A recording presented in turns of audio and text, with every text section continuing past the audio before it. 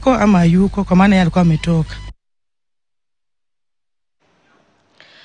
Baadhi ya wapangaji wa zamani wa mtaa wa kifahari wa Buxton ambao nyumba zao zilibomolewa ili kupisha ujenzi wa nyumba za kisasa za bei nafuu za Buxton Point wamemtaka gavana wa Mombasa Abdul Swamad Sharif Nassir kutii agizo la seneti kuhakikisha wanakabidhiwa jumla ya nyumba 184 za awamu ya kwanza ya ujenzi wa nyumba hizo za bei nafuu.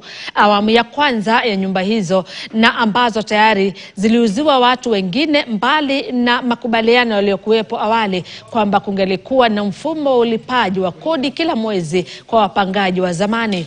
Wakiongozwa na John Suma ambaye ni naibu katibu mkuu wa Buxton Tenants Welfare, wapangaji hao wa zamani ambao walivunjiwa nyumba zao miaka 4 iliyopita ili kupisha ujenzi wa nyumba hizo wanasema kwamba serikali kupitia Wizara ya Ardhi iko tayari kuwasaidia.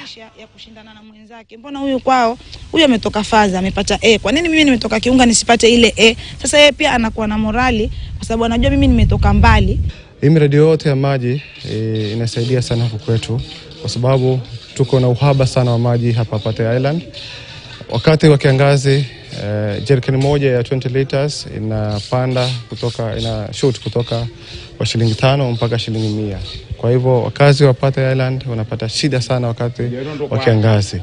Kwa hivyo hii miradi mingi sana ambayo imeletwa na NRC imesaidia sana jamii, na jamii wanatarajia wengine pia wajitokeze wasaidie.